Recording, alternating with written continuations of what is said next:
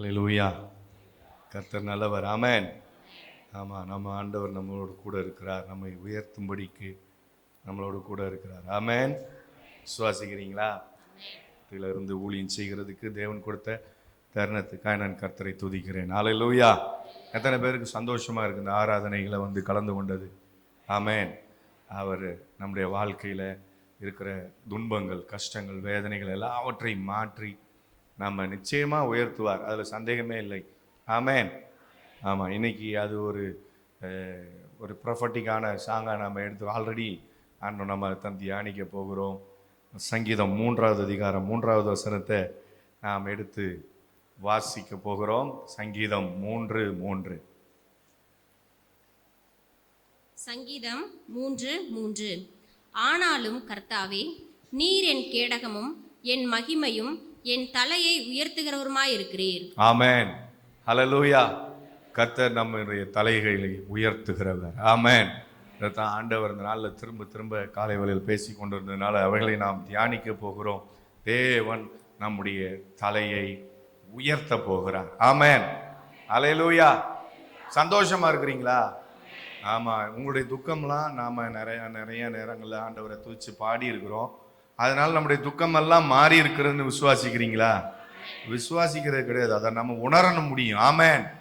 ஆமாம், உணர்ந்தாவே போதும். அதை நம்மளால ஃபீல் பண்ண முடியுதா? ஆமென். அதனால நிச்சயமாக நம்ம தொடர்ந்து கர்த்தருடைய வார்த்தையை கேட்கும் போதும் நமக்குள்ள இருக்கிற இன்னும் கொஞ்சம் கொஞ்சம் பிரச்சனைகள், பாடுகள், போராட்டங்கள் எல்லாம் அப்படியே ஆட்டோமேட்டிக்காக என்ன செஞ்சுக்கிட்டே இருக்கும். ஏன்னா கர்த்தருடைய வார்த்தைகளை கேட்கும்போது, பவுல் பிரசங்கித்த போது அந்த வார்த்தைகள் தேவனுடைய ஆவியானவர் இறங்கினார் என்று எழுதியிருக்கிறது. அவங்க ஆவியினால் நிரப்பப்பட்டார்கள். அப்போ அப்படியே பேச பேச ஆவியானவர் தம்முடைய ஜீவனுள்ள வார்த்தையை கொண்டு நம்மை நிரப்ப நிரப்ப அந்த ஆவியும் ஜீவனும் நமக்குள்ள இறங்கும் போது நமக்குள்ள இருக்கிற பிரச்சனைகள் எல்லாம் நம்மளை அறியாம மாறி தேவனுடைய பலன் இறங்கி வந்துடும். ஆமென். பிரச்சனைகளை மேற்கொள்ளத்தக்க பலன் இறங்கி வந்துடும். அல்லேலூயா. விசுவாசிக்கிறீங்களா? விசுவாசிக்கிற ஒரு நல்ல கையை உயர்த்தி சத்தத்தை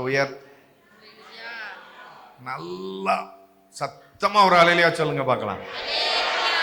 இவ்வளவு சத்தம் உள்ளதா இருந்திருக்கு பாருங்க, இவ்வளவு நேரம் வெளியில வராம போயிடுச்சு. சரி, ரைட்.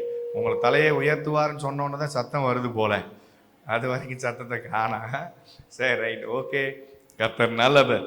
ஆனாலும் கர்த்தாவே, நீர் என் கேடகமும் என் மகிமையும் என் தலையை உயர்த்துகிறவருமாயிருக்கிறீர்.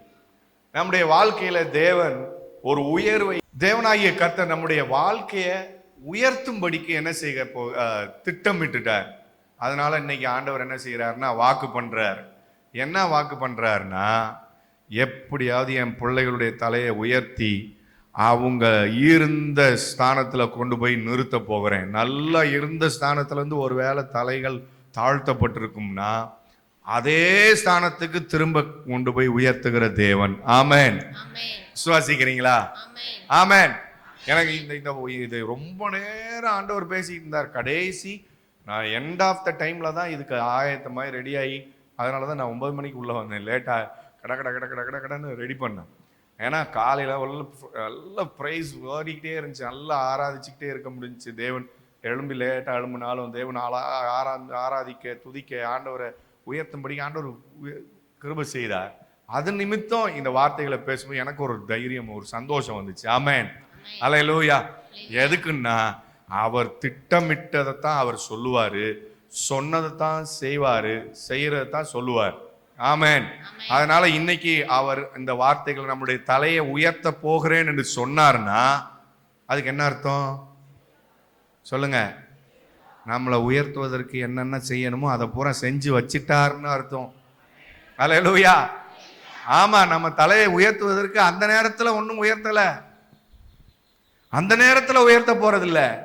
நம்முடைய தலையை உயர்த்துவதற்கு அவர் திட்டம் பண்ணி வச்சுட்டு தான் நம்மள்கிட்ட பேசவே செய்வார். ஏன்னா அவர் எப்பவுமே தெளிவா கிரியை செய்கிறவர். சொல்லிவிட்டு அப்புறம் உட்காந்து சரி நம்ம சொன்னதுக்காக இதை ரெடி பண்ணுவோம் அப்படின்னு சொல்ல மாட்டார். ஒரு ஃபைலை எடுத்து முடிச்சு வச்சுக்கிட்டு தான் என்ன செய்வாரு? ரிலீஸ் பண்ணுவாரு. நம்ம உலகத்துல எல்லாம் என்ன பண்ணுவோம்னா, ஃபார்மை ஃபில்அப் பண்ணி நம்ம கொண்டு போய் ரெக்வஸ்டேஷன் லெட்டர் கொடுத்து அதுக்கப்புறம் தான் அந்த ஃபைலை என்ன செய்வாங்க? ஓப்பன் பண்ணி நீங்கள் போயிட்டு வாங்க, நாளைக்கு நான் ரெடி பண்ணி வைக்கிறேன் அப்படின்னு சொல்லுவாங்க. அப்படி தானே சொல்லுவாங்க ஆஃபீஸ்லாம். ஆண்டவர் அப்படி சொல்ல மாட்டார். நீங்கள் இன்னைக்கு போயிட்டு வா, நாளைக்கு உனக்கு ரெடி பண்ணி வச்சுட்டு கால் பண்ணுறேன் அப்படின்லாம் சொல்ல மாட்டார். ரெடி பண்ணதுனால தான் சொல்கிறார். ஹலோ, புரியுதா உங்களுக்கு? அதனால் நம்முடைய ஆண்டவர் நம்முடைய தலையை உயர்த்துகிறவர். யோசேப்பு காலத்தில் நமக்கு தெரியும் இல்லையா, 2 பேரும் ஒரே ஸ்தானத்தில். ஒருத்தர் அந்த ஆதியாகமத்துக்கு அந்த வசனத்துக்கு வாங்க, 40வது அதிகாரத்தில் வசனம் 1வது வசனத்தை வாசிங்க. ஆதியாகமம் 40ஆம் அதிகாரம் 1ஆம் வசனம். இந்த நடபடிகளுக்கு பின்பு எகிப்து ராஜாவுக்கு பான பாத்திரக்காரனும் சுயம்பாகியும் எகிப்து ராஜாவாகிய தங்கள் ஆண்டவனுக்கு குற்றம் செய்தார்கள். பாருங்க, 2 பேரும் குற்றம் செய்யறாங்க. ஒருத்தர் பானபாத்திரக்காரன், ஒருத்தர் சுயம்பாகி. 2 பேரும் தவறு செய்யறாங்க. அது ராஜாவுக்கு தவறு செய்ததா கேள்விப்படவும் குற்றம் செய்யவும் உடனே ராஜா அவர்கள் இருந்த ஸ்தானத்திலிருந்து அவர்களை என்ன செய்கிறார்? தள்ளி போடுகிறார். தள்ளி போட்டது மட்டுமல்ல, சிறையில தள்ளி போட்டார். சும்மா தள்ளி போட்டா கூட ஓடுங்கடா, உங்களுக்கு வேலை கிடையாது, சஸ்பெண்ட், டிஸ்மிஸ்ன்னு சொல்லி அனுப்பிச்சு விட்டா பரவாயில்ல. என்ன செஞ்சிடறாங்க? சஸ்பெண்ட் பண்ணி உள்ள தூக்கி போட்டுறாங்க. ஒண்ணுமே செய்ய முடியாம போயிடுச்சு. அப்போ இவங்க ஜெயிலில் இருக்கிறாங்க. இந்த 2 பேருக்குமே கனவு வருது. நிறைய பேருக்கு ஜெயிலுக்கு போனதுக்கு அப்புறம் தான் கனவே வரும், திருந்துறதுக்கு. நல்லதுக்கு சொன்னாங்க, நீங்கள் வரல, தப்பாக நினைக்காதீங்க. நிறைய பேர் பாருங்க, சில பேருக்கு செத்ததுக்கு அப்புறம் புத்தி வரும், சில பேருக்கு ஜெயிலுக்கு போனதுக்கு அப்புறம் புத்தி வரும், சில பேர் செத்ததுக்கு அப்புறம் புத்தி வந்து என்ன செய்யறது? என்ன நீங்க ஒரு மாதிரி பாக்குறீங்களா? செத்ததுக்கு அப்புறம் எப்படா புத்தி வந்துச்சுன்னு சொல்லி யோசிக்கிறீங்களா? பைபிள்ல இருக்குல்ல, ஐஸ்வர்யவானுக்கு செத்ததுக்கு அப்புறம் தான் மனம் திரும்புதலே உண்டாகுது. பாதாளத்துக்கு போனதுக்கு அப்புறம் தான், அந்த வேதனையெல்லாம் பார்த்ததுக்கு அப்புறம் தான் என்ன உண்டாகுது? ஆஹா, இங்கே போயா வந்தோம், இதுக்கு அங்கே இப்படி இருந்திருக்கலாமே அப்படின்னு சொல்லி மனம் திரும்புதல் வேற வருது. மனம் திரும்பினா பரவாயில்ல, அங்கதான் ஊக்கமான ஜபமும் உண்டாகிறது. ஆண்டவரே, அந்த லாசருவை கொஞ்சம் அனுப்பிச்சு ஒரு டிராப் தண்ணி கொடுங்கன்னு அப்பா சொல்றாரு. அதெல்லாம் அனுப்ப முடியாது, ஓடி போயிருன்னு சொல்றாரு ஆண்டவர்.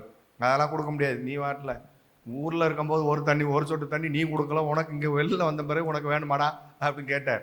அப்போ அவர் சொல்றாரு தெளிவா, சரி அப்போ ஒன்று செய்யுங்க, என்னைய விட்டுருங்க, நான் தான் கஷ்டப்பட்டு வந்துட்டேன். அதனால நீங்க என்ன பண்ணுங்கன்னா, எங்க சகோதரர்கள்லாம் இருக்கிறாங்க, அவங்களுக்கு இங்க வந்துட வேண்டாம்னு சொல்லி ஒரு மெசேஜ் அனுப்பிச்சு விடுங்கன்னு சொல்றாரு. அப்ப அவர் சொல்றாரு, நீ மனம் திரும்பினதெல்லாம் போதும், நீ இங்க இருந்து மனம் திரும்பி ரெக்வஸ்ட் பண்ற லெட்டருக்கெல்லாம் என்ன செய்ய கிடையாது. லூக்கா 16 அதிகாரத்தில் இந்த சம்பவம் இருக்குது, சரிங்களா? ஏப்பா, நீ மனம் திரும்புறதுக்கு இங்கே நேரம் கிடையாது, உனக்கு கொடுத்த நேரத்தில் நீ மனம் திரும்பாம விட்டுட்ட, இனிமே போய் என்ன செய்ய கூடாது, நீ ஜெபம் பண்ணாலும் என்ன செய்ய முடியாது, கேட்க முடியாது அப்படின்னு சொல்லிட்டு அவர் சொல்லுவார். அங்கே தீர்க்கதரிசிகள் இருக்கிறாங்க, அங்கே சொல்லப்படுவதற்கு சுவிசேஷம் சொல்வதற்கு ஆள் இருக்கு, அவங்க பார்த்துக்கிடுவாங்க. அதை கேட்டு மனம் திரும்பினா அவங்க மனம் திரும்பி கொள்ளட்டும். நீங்கள் பார்க்குறத பார்த்தா சந்தேகமாக தெரியுது. லூக்கா 16வது அதிகாரம், லூக்கா 16ல்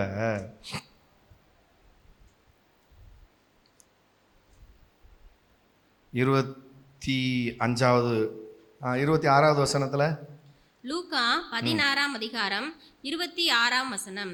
அதுவும் அல்லாமல் இவ்விடத்திலிருந்து உங்களிடத்திற்கு கடந்து போகவும் அவ்விடத்திலிருந்து எங்களிடத்திற்கு கடந்து வரவும் மனதுள்ளவர்களுக்கு கூடாதபடிக்கு எங்களுக்கும் உங்களுக்கும் நடுவே பெரும் பிளவு உண்டாக்கப்பட்டிருக்கிறது என்றான். நான் நரகத்துல போய் உட்கார்ந்துக்கிட்டு, பாதாளத்துல போய் உட்கார்ந்துக்கிட்டு நான் பரலோகத்துக்கு போகணும்னு நினைச்சு மனசுல ஆசைப்பட்டாலும் என்ன செய்ய முடியாது, என்ன செய்ய முடியாது, போக முடியாதுல்ல, தாண்ட முடியாது.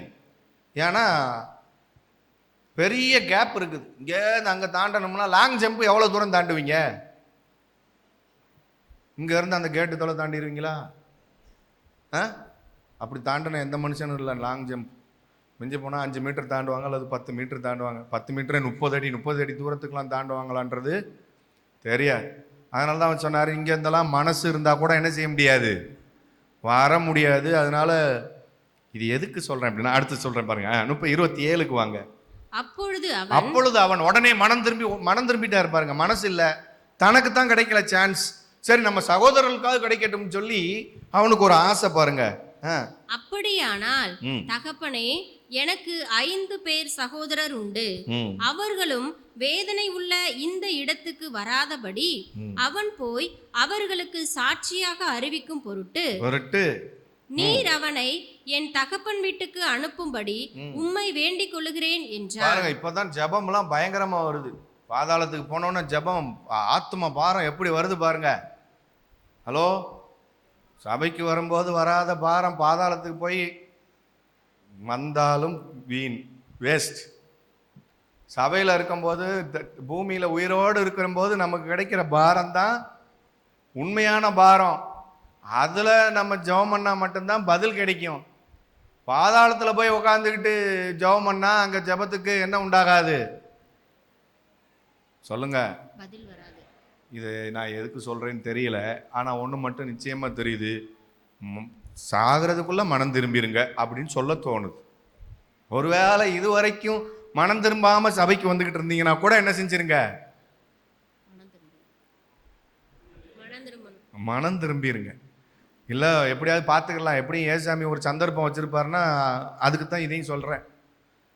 சில பேர் ஆட்சி ஆட்கள் ஜனங்கள் என்ன செய்வாங்கன்னா, இந்த உத்தரைக்க ஆத்மாக்கள் திருவிழான்னு சொல்லி செத்து போனவங்களை எப்படியாவது என்ன செய்வோம், கழுவி சுத்தமாக்கி ஒரு ஜபத்தை போட்டு ஃபாதரை கூட்டிகிட்டு வந்து மந்திரிச்சு, அது பேர் மந்திரிச்சு தானே, ஆமாம், மந்திரிச்சு ஆளை எப்படியாவது எந்திரிச்சு அனுப்பிச்சு வச்சுருவோன்னு நினைப்பாங்க.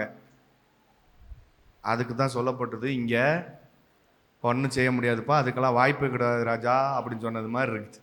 சொல்லி வச்சுட்டார் ஆண்டவர், இங்கெல்லாம் வேலை கிடையாதுப்பா, நீ இங்கே பூமியில் இருந்து நீ செஞ்சாதான் ஜபம். நீ செத்து போனதுக்கு அப்புறமெல்லாம் சங்கீதக்காரன் சொல்லுகிறான் இல்லையா, புழுதி உம்மை துதிக்குமோ, மரணத்தின் இறங்குகள் உம்மை போற்ற கூடுமோ அப்படின்னு சொன்னது மாதிரி செத்து போனவங்க ஆண்டவர் துதிச்சா கூட ஆண்டவர் என்ன செஞ்சிட மாட்டார், மயங்கிடலாம் மாட்டார்.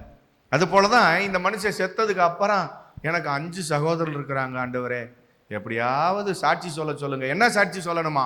அங்கே போய் சாட்சி சொல்றதுன்னா என்னங்க? நடந்த கதையை சொல்றது தானே சாட்சி. இப்போ இவர் என்ன சொல்றாருன்னா, பாதாளம் அப்படி இருக்குது, பரலோகம் அப்படி இருக்குது, நீ போய் நடந்த கதையை சொன்னா அப்படியாவது ரட்சிக்கப்படுவாங்க, மனம் திரும்புவாங்கன்னு சொல்லி சொல்றாங்க. நம்ம நடந்த கதையை நம்ம சொன்னோம்னா எத்தனை பேர் ரட்சிக்கப்படுறாங்கன்னு நமக்கு தெரில, அது வேற. நம்ம நிறைய நடந்த கதையை சொல்லுவோம். பஸ்ஸில் ஏறினேன்னா சாட்சி சொல்லும்போது நிறைய பேர் அப்படித்தானே சொல்கிறாங்க. நான் பஸ்ஸில் ஏறினேன்னா, ஏமா சர்ச்சில் வந்து சாட்சி சொல்கிறதுக்கு ஏமா பஸ்ஸில் ஏறி இங்கே வந்து அதை சொல்லிகிட்டு இருக்கணும். அப்புறம் கண்டக்டர்கிட்ட டிக்கெட் கேட்டேன்னா, அப்புறம் அவர் எந்த ஊருக்கு போகணுன்னு கேட்டார்னா இப்படியே சொல்லிகிட்டு இருப்பாங்க. கடைசியாக சாட்சி முடியாமா பாஸ்டர் சொல்லுவார், ஏமா வந்து இறங்கினதுக்கப்புறம் சபையில் என்ன நினச்சின்னு சொல்லமான்னு சொன்னோன்னே அப்புறம் அதுக்குள்ளே டைம் முடிஞ்சு போயிடும். இப்போ என்ன சொல்ல வந்தோம்னே தெரியாமல் போயிடும். சாட்சி, இந்த சாட்சியை கேட்டு எத்தனை பேர் மனம் திரும்ப முடியும் சொல்லுங்கள்? அதனால் நாம் சாட்சி சொல்லும்போது கவனமாக சாட்சி சொல்லுங்கள். அப்போ சொல்கிறாரு பாருங்க, என் தகப்பனை அவனை வீட்டுக்கு அனுப்பும் அப்படின்னு சொன்னோன்னா, ஆபிரகாம் அவனை நோக்கி 29வது வசனம், மோசையும் தீர்க்கதரிசிகளும் உண்டு, அவர்களுக்கு அவர் செவி கொடுக்கட்டும். நீ செவி கொடுக்காம செத்து போயிட்ட. உனக்கு வெளியிலே ஒருத்தனை வச்சு சுவிசேஷம் சொன்னேன், பக்கத்திலே ஒருத்தனை வச்சிருந்து லாசருவை வச்சு தரித்திரருக்கு உதவி செய்யணும், ஏழைகளுக்கு உதவி செய்யணும், கஷ்டப்படுறவங்களுக்கு உதவி செய்யணும்னு நான் ஏழைக்கு இறங்குறவன் கர்த்தருக்கு கடன் கொடுக்குறான்லாம் நான் சொல்லி கொடுத்த நாட்கள்லாம் விட்டுட்டு இங்கே வந்து இப்போ 5 பேர் இருக்கிறாங்க அனுப்புங்கன்னு சொல்லிட்டுலாம் இருக்காதீங்க. அதெல்லாம் வேலைக்கு ஆகாது. அவர்களுக்கு யார் யார் இருக்கா? மோசே இருக்கிறாரு, தீர்க்கதரிசிகள் இருக்கிறாரு, அவங்க பார்த்துக்குருவாங்க. அதையும் கேட்டு மனம் திரும்ப முடிஞ்சா என்ன செய்யட்டும், மனம் திரும்பட்டும் அப்படின்னு சொல்லிட்டேன். அதனால் நான் இதை எதுக்கு சொன்னேன் அப்படின்னா, செத்து போனதுக்கு அப்புறமும் மனம் திரும்பினாலும் அந்த மனம் திரும்புதல் ஏற்றுக்கொள்ளப்படாமல் போய்விடும். ஆகவே செத்து போனதுக்கு அப்புறம் ஜெபம் பண்ணினாலும் ஜெபம் ஏற்றுக்கொள்ளப்படாது. அதனால் உயிரோடு இருக்கிற நாம் உயிரோடு இருக்கும்போதே ஜெபிக்க வேண்டும். பக்கத்தில் பார்த்து சொல்லுங்க, நல்லா இருக்கும்போது நல்லா ஆண்டவரை தேடுங்க. உயிரோடு இருக்கும்போது பாரப்பட்டு சொந்தங்களுக்காக, பந்தங்களுக்காக, சுற்ற ஜனங்களுக்காக ஜெபிங்கள். ஆமென். அப்படி நாம ஜெபம் பண்றது தான் பிரயோஜனம் உண்டது. நாம செத்து போனதுக்கு அப்புறம் பார்த்துக்கலாம்னா ஒண்ணுமே முடியாது. இப்போ இவருக்கு ஜெயிலுக்கு போனதுக்கு அப்புறம் குற்றம் செஞ்சு ஜெயிலுக்கு போயிட்டாங்க. ஆதியாகமம் 40 இப்போ அவங்களுக்கு என்ன உண்டாகுதுன்னா ஒரு கனவு வருது. கனவு வந்தோடனே உடனே அந்த கனவுக்கு அர்த்தம் தெரியல 2 பேருக்கும். அப்போ சொல்றாங்க, யோசேப்பு கிட்ட போய் கேட்குறாங்க, யோசேப்பு நீ இந்த கனவுக்கு அர்த்தம் சொல்லுவேன்னு கேள்விப்பட்டோமே, எங்களுக்கு கனவுக்கு அர்த்தம் சொல்லுன்னு. இவரும் ரொம்ப ஆவலோடு கூட இன்டர்பிரேட் பண்ணி கொடுக்குறாரு. என்ன எதுக்காகன்னா, எப்படியாவது இந்த கனவை பத்தி இவருக்கு சொன்னா அது நிமித்தமாவது எப்படியாவது இவன் நல்லவர், அவர் பாவம் ஒண்ணுமே தப்பு செய்யாதவர்னு சொல்லி யோசேப்பை கூட்டிட்டு வெளியில கொண்டு வந்துருவாரு சொல்லி அனுப்புறார். ரொம்ப எந்தூசியாஸ்டா அவரை அந்த இதை இன்டர்பிரேட் பண்றார். இப்ப கனவு என்ன அப்படின்னா 9 வாசிங்க.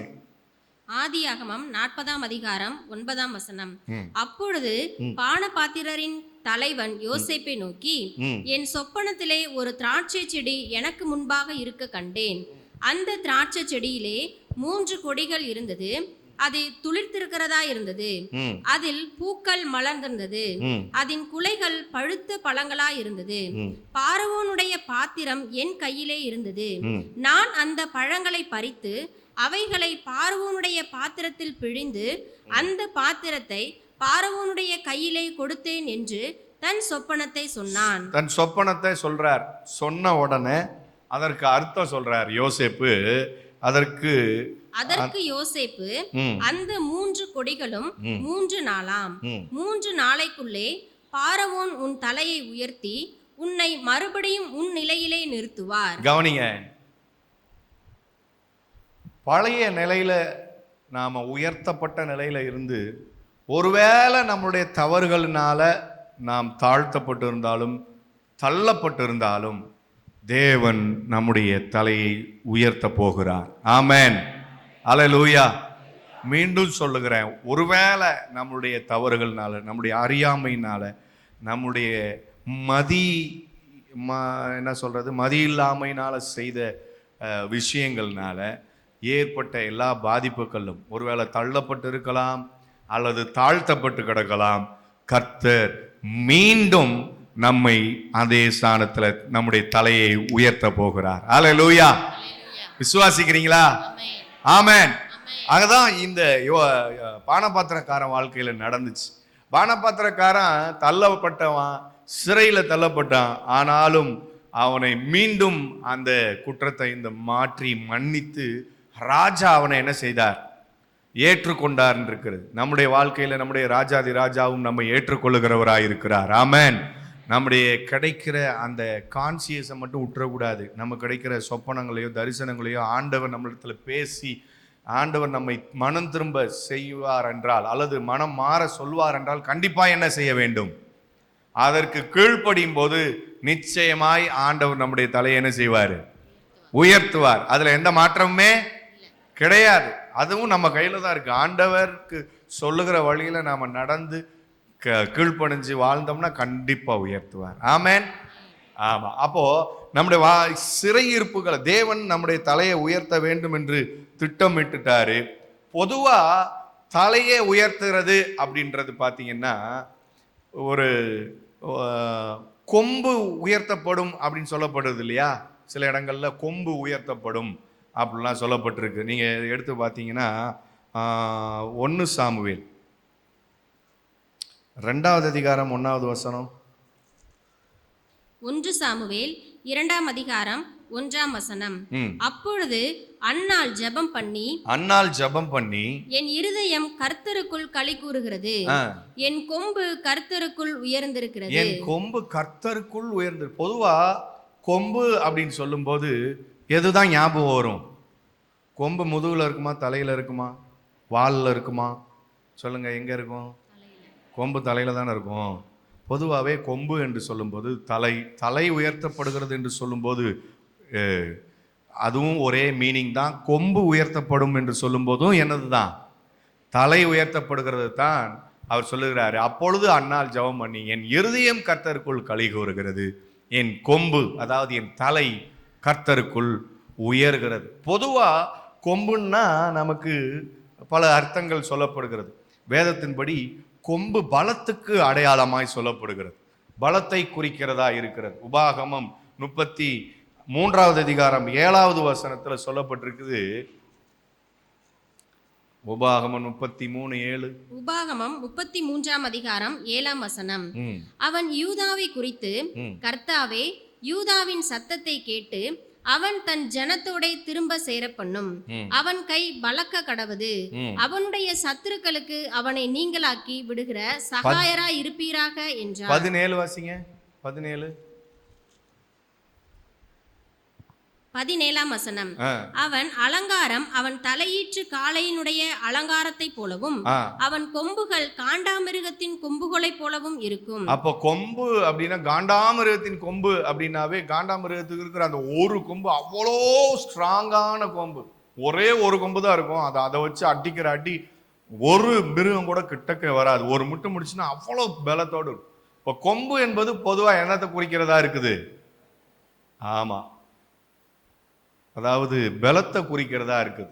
ரெண்டாவது, பொதுவா சொல்ல போகும்போது நிறைய காரியங்கள் வேதத்துல சொல்லப்பட்டாலும் நம்ம 1-2 விஷயங்களை மட்டும் சொல்லிட்டு, அதை நம்முடைய மெசேஜுக்கு ஏதுவான விஷயமா இருக்கிறதுனால அதை உங்களுக்கு சொல்லிட்டு நான் கடந்து போக விரும்புறேன். கவனிங்க, சங்கீதம் 18:2 சொல்லப்பட்டிருக்கு,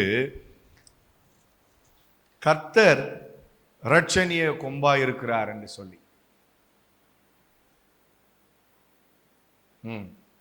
கர்த்தர் என் கண்மலையும். சங்கீதம் 18:2. கர்த்தர் என் கண்மலையும் என் கோட்டையும் என் இரட்சகரும் என் தேவனும் நான் நம்பி இருக்கிற என் கேடகமும் என் இரட்சணிய கொம்பும் உயர்ந்த அடைக்கலமுமா இருக்கிறார். ஆமென். அப்போ இது என்ன கொம்பு? இரண்டாவது எதுக்கு அடையாளமா இருக்குன்னா, ரட்சிப்புக்கு அடையாளமா இருக்கிறது, விடுதலைக்கு அடையாளமா இருக்கிறது, விடுவிக்கிறதற்கு அடையாளமா இருக்கிறது. இன்னொரு வசனத்தை கூட வாசிக்கலாம் பாருங்க. 1 ராஜாக்கள் 1வது அதிகாரம் 50-51 2 வசனத்துல ஒரு காரியத்தை, பலிபீடத்தின் கொம்பை குறித்து சொல்லப்பட்டிருக்கிறது. 1 ராஜாக்கள் 1ஆம் அதிகாரம் 50-51 வசனங்கள். அதோனியா சாலமோனுக்கு பயந்ததினால் எழுந்து போய் பலிபீடத்தின் கொம்புகளை பிடித்து கொண்டான். இதோ அதோனியா ராஜாவாகிய சாலமோனுக்கு பயப்படுகிறான் என்றும் இதோ அவன் பலிபீடத்தின் கொம்புகளை பிடித்து கொண்டு ராஜாவாகிய சாலமோன் தமது அடியானை பட்டயத்தாலே கொன்று போடுவதில்லை என்று இன்று எனக்கு ஆணையிடுவாராக என்கிறான் என்றும் சாலமோனுக்கு அறிவிக்கப்பட்டது. இது பொதுவா என்ன சம்பவம் அப்படின்னா, அந்த காலத்துல எப்படி பாவம் செய்தவர்கள் தன்னை காப்பாற்றிக் கொள்ளும்படிக்கு, ஒருவேளை ஒருவன் தவறு செய்து விட்டால், கொலை செய்து விட்டால், அவன் தீவிரமா ஓடி எங்க போய் அடைக்கல பட்டணத்துல போய் சேர்ந்து கொள்ளலாம். அப்படி அடைக்கல பட்டணத்துல சேர்ந்து கொண்டா அவனுக்கு என்ன உண்டாகும்? அவனை கொல்லக்கூடாது, பாதுகாப்பு கொடுக்கணும்ன்றது நியமம். அதாவது மோசையினுடைய பிரமாணம், நியாய பிரமாணத்தின்படி அந்த காரியங்கள் மோசைக்கு தேவன் கொடுத்த பிரமாணத்தின்படி செய்யப்பட்டது. அதுபோல ஒரு மனுஷன் ஆலயத்துக்குள்ள இருக்கிற பலிபீடத்தின் கொம்புகளை பிடித்து கொண்டாலும் அவனை என்ன செய்யக்கூடாது? அந்த இடத்துல வச்சு அவனை என்ன செய்யக்கூடாது? தண்டிக்க கூடாது என்பது சட்டம். இதை அறிந்த அதோனியா தீவிரமாய் ராஜாவுக்கு விரோதமாய் தவறு செய்தாலும் பேசிவிட்டாலும் உடனே என்ன செய்யப்படுகிறது? ராஜாவுக்கு பயந்ததினால் கொன்னுன போட போகிறாருன்னு சொல்லிட்டு எங்க ஓடிடுறாரு? பலிபீடத்து ஆலயத்தில் இருக்கிற பலிபீடத்தின் கொம்புக்குள்ள பிடிச்சிக்கிட்டு அப்படியே தாங்கிக்கிறார். இப்ப இது எதுக்குன்னா, பாதுகாப்பை குறிக்கிறதா இருக்குது. பொதுவா கொம்பு என்பது பாதுகாப்பை குறிக்கிறது. இப்ப இது எதுக்கு சொல்ல வரேன்னா, நம்முடைய தலையை உயர்த்தாதபடிக்கு போராடுகிற கொம்புகளும் இருக்கிறது. வேதத்துல நீங்க சகரியாவின் தீர்க்கதரிசன புஸ்தகம் 1வது அதிகாரம் 21வது வசனம் இப்படியாக சொல்லுகிறது. சகரியா தீர்க்கதரிசன புஸ்தகம் 21வது அதிகாரம் 1வது அதிகாரம் 21வது வசனம். சகரியா 1ஆம் அதிகாரம் 21ஆம் வசனம். இவர்கள் என்ன செய்ய வருகிறார்கள் என்று கேட்டேன். அதற்கு அவர், ஒருவனும் தன் தலையை ஏறெடுக்க கூடாதபடி அந்த கொம்புகள் யூதாவை சிதறடித்ததே, அவைகளுக்கு பயமுறுத்துகிறதற்கும் யூதாவின் தேசத்தை பாழாக்க தங்கள் கொம்பை எடுத்த ஜாதிகளுடைய கொம்புகளை விழ தள்ளுகிறதற்கும் இவர்கள் வந்தார்கள் என்றார். கவனிங்க, இப்போ தேவன் நம்முடைய தலையை உயர்த்த திட்டமிட்டுட்டார் என்று பார்த்தோம். தேவன் திட்டமிட்ட விஷயம் ஒரு காரியமா இருந்தாலும் அந்த திட்டம் எப்பொழுது சொல்லப்படுகிறதோ அதற்கு விரோதமாய் சில ஆவிகள் போராடுகிறதும் இருக்கும். புரியுதா உங்களுக்கு? நம்ம மேல ஒரு திட்டம் வைக்கப்படுதுன்னா அந்த திட்டத்துக்கு விரோதமாக, அல்லது ஒரு தீர்க்க தரிசனங்கள் சொல்லப்படுதுன்னா அந்த தீர்க்க தரிசனங்களுக்கு விரோதமாக போராடுகிற சில ஆவிகள் இருக்கும்.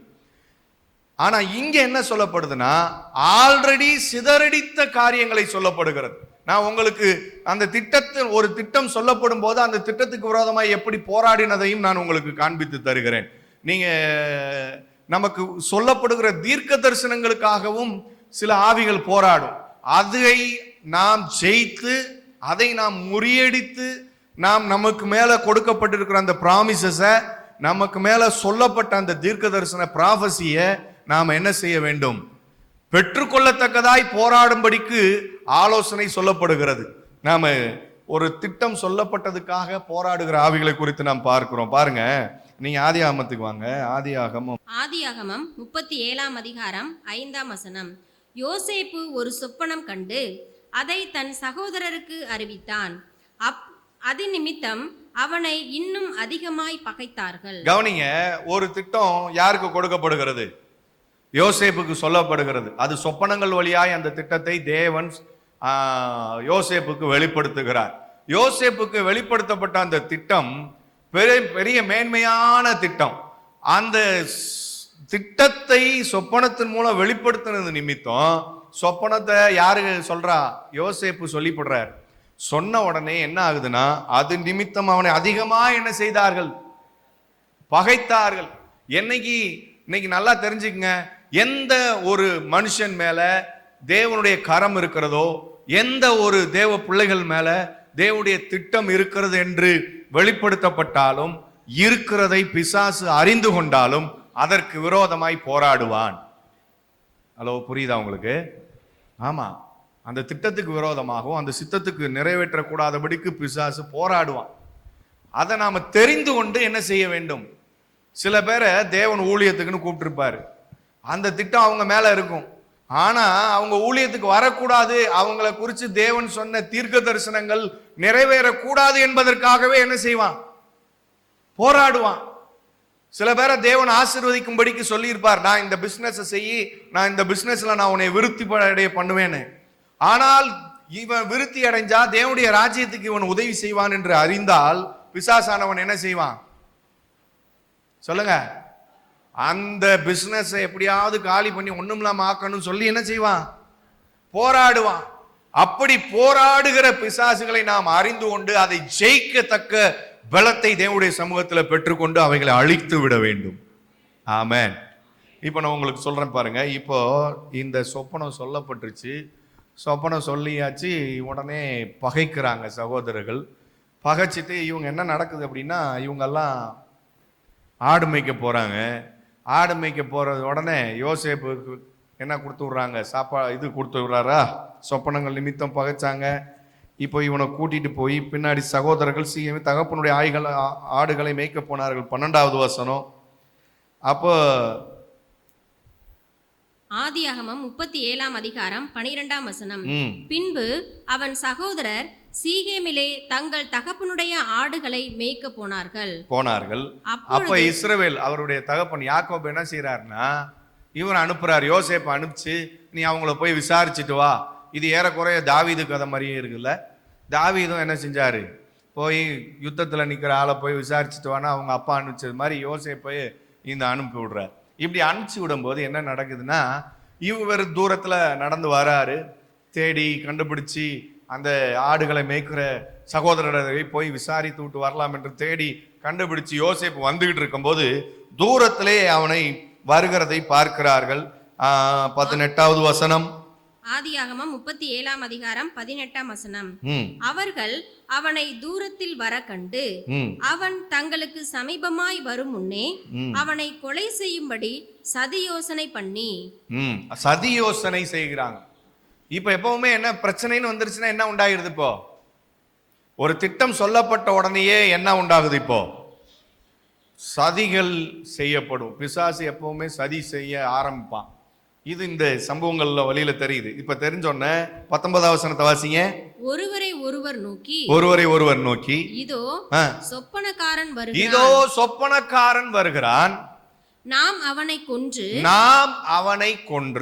இந்த குழிகள் ஒன்றிலே அவனை போட்டு ஒரு துஷ்ட மிருகம் அவனை பட்சித்தது என்று சொல்லுவோம் வாருங்கள், அவனுடைய சொப்பனங்கள் எப்படி முடியும் பார்ப்போம் என்றார்கள். கவனிங்க, நல்லா கவனிங்க.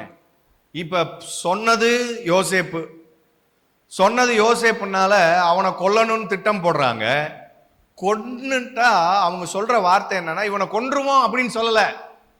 இவனை கொன்னு குழியில தூக்கி போட்டுட்டோம்னா அவன் சொன்னான் பாருங்க சொப்பனம், அது எப்படி நிறைவேறணும் பார்ப்போம் அப்படின்னு சகோதரர்கள் பேசி கொள்ளுகிறாங்க.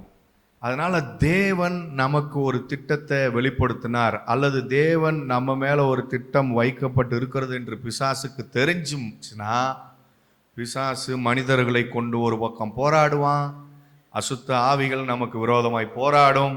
ஆனாலும் தேவன் தம்முடைய திட்டத்தில் கொண்டு போய் நிறுத்துவார். போராட்டம் என்பது இருக்கும், அதை மறந்துடக்கூடாது. அதை ஜெயிக்கிறதுக்கு தான் தேவன் நமக்கு பலன் தரும்படிக்கு ஜெபிக்க வேண்டும். ஆமென். அதை மேற்கொள்ளும்படிக்கு ஜெபிக்க வேண்டும். அல்லேலூயா. மேற்கொள்ள பலன் தரும்படி ஜெபிக்க வேண்டும். சோ இப்படி திட்டம் வெளிப்படுத்தப்பட்டுச்சுனாலும் நமக்கு விரோதமா பிசாசு போராடுவான். ஆண்டவர் இப்ப நம்ம தலையை உயர்த்துவேன்னு சொன்னாரு, தேவன் உயர்த்துவதற்கு திட்டம் பண்ணிட்டாருன்னு நான் சொன்னேன். அப்ப இந்த திட்டத்துக்கு விரோதமா ஏதாவது ஒரு பிரச்சனை ஹலோ வரலாம். ஆனா நான் உங்களை பயமுறுத்துறதுக்காக வரலாம் சொல்லல, தைரியப்படுவதற்காக, முன்னெச்சரிக்கையாக நான் அது சொல்றேன். ஒண்ணு, ஆனா உயர்த்த திட்டமிட்ட ஆண்டவர் கண்டிப்பா உயர்த்துவார், அதுல மாற்றமே கிடையாது. அல்லேலூயா, அல்லேலூயா.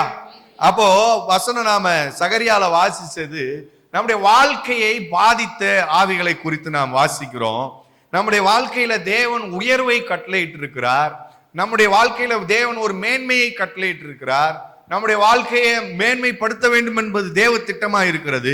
அந்த திட்டத்துக்கு விரோதமாய் போராடுகிற சில காரியங்கள், சில ஆவிகள், அது எப்படி நம்முடைய வாழ்க்கையை பாதித்தது என்று சொல்லி அந்த அதிகாரங்கள்ல அழகாய் தெரிகிறது. இவர்கள் சகரியா 1:21 சொல்லுகிறது, இவர்கள் என்ன செய்ய வருகிறார்கள் என்று கேட்டேன். நீங்க 18 இருந்து வாசிங்க. சகரியா 1:18. நான் என் கண்களை ஏறெடுத்து பார்த்தபோது இதோ 4 கொம்புகளை கண்டேன். அவைகள் என்னவென்று என்னோட பேசின தூதனை கேட்டேன். அதற்கு அவர், இவைகள் யூதாவையும் இஸ்ரவேலையும் எருசலேமையும் சிதறடித்த கொம்புகள் என்றார். கவனிங்க, இந்த கொம்புகள் சிதறடித்த கொம்புகள் என்று எழுதி இருக்கிறது.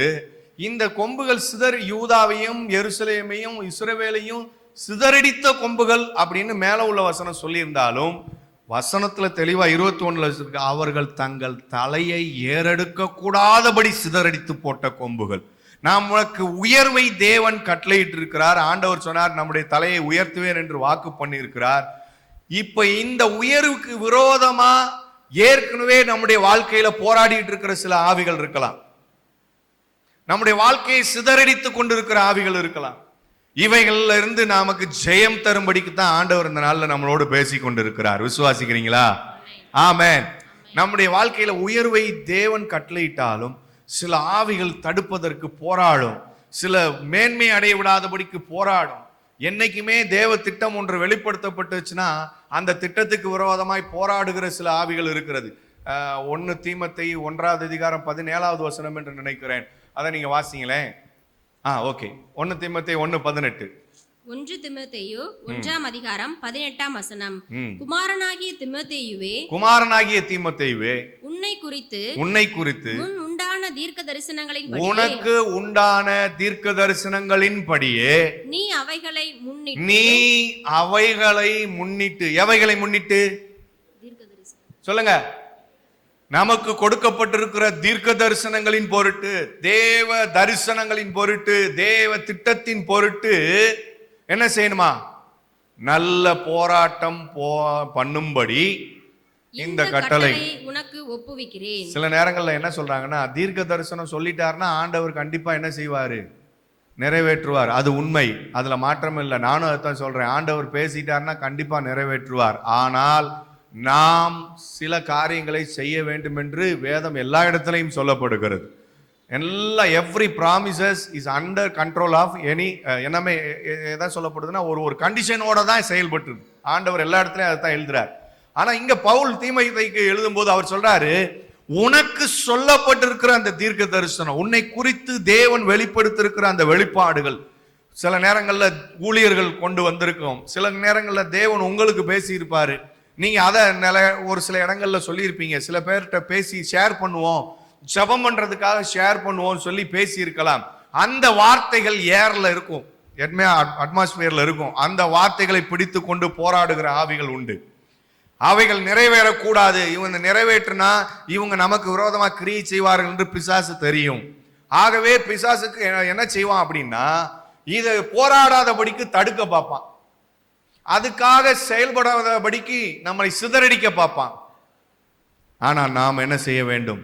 ஆண்டவருடைய சமூகத்தில் உட்கார்ந்து தேவனுடைய பலத்தை பெற்றுக்கொண்டு அதற்காக, அதனாலதான் சொல்ற தீர்க்க தரிசனங்கள் படியே நீ அவைகளை முன்னிட்டு என்ன செய்ய, சொல்லுங்க.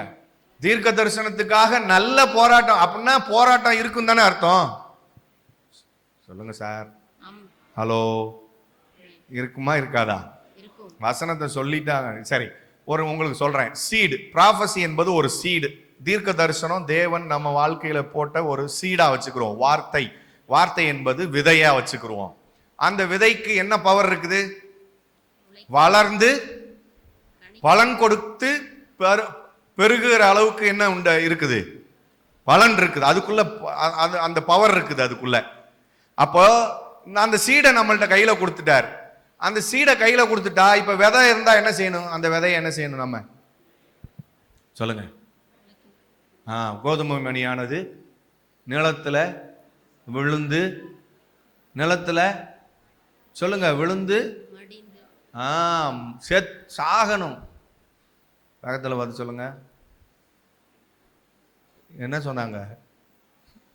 ஏன் அதை சொல்றதுக்காக சர்ச்சுக்கு கூட்டிட்டு வந்தீங்க அப்படின்ற மாதிரி பொதுவாக வசனத்தை சொன்னாங்க. நான் உங்களை சொல்லலை சாகணும்னு, கோதுமை மணியை சொல்றேன். பக்கத்தில் பார்த்து சொல்லுங்க, அவர் சொன்னது கோதுமை மணியா, உங்களை இல்லைன்னு சொல்லுங்க.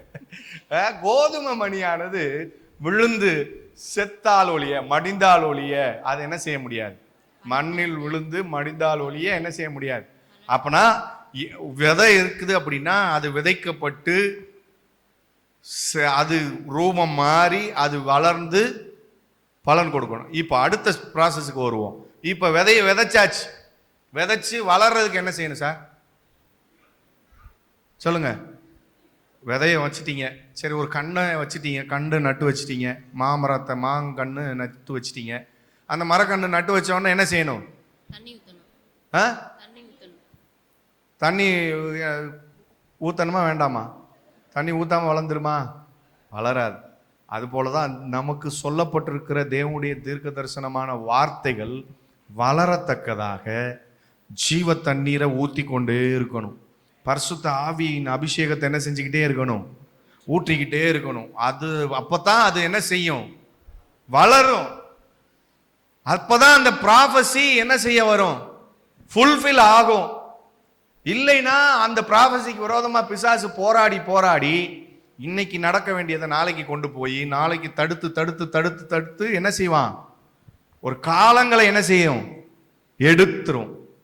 அப்ப அந்த காலங்கள் எடுக்கப்படக்கூடாது. சரியாய் தேவன் நம்ம மேல வச்சிருக்க அந்த திட்டங்களை நிறைவேற்றி முடிக்கணும் என்று சொன்னா நாம அதற்காக ஜெபிக்கணும். நல்ல போராட்டமாகிய ஜெபத்தை செய்யணும். நல்ல போராட்டமாகிய உபவாசம் பண்ணணும்.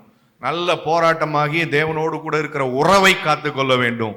நல்ல போராட்டம் போராடணும்னா அந்த நல்ல போராட்டமாகிய வார்த்தை என்ன செய்யணும்? தியானிக்கணும். இதெல்லாம் செஞ்சாதான் என்ன செய்யும்? சொல்லுங்க. ஆண்டவர்கிட்ட பிசாசு தந்திரமா ஒரு காரியத்தை வந்து சொல்றான், நீ தான் கடவுளாச்சே, அதனால நீ இந்த உப்பரிகையில இருந்து என்ன செய்ய, குதி, இங்க இருந்து தாழ குதியும்.